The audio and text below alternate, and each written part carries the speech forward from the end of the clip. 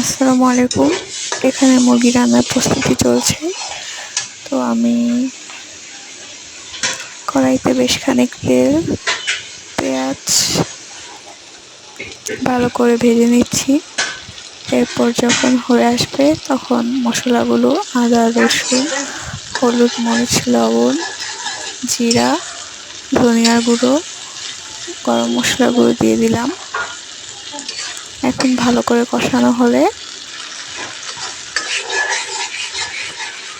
এরপর আমি মুরগির মাংসগুলো দিয়ে দিব।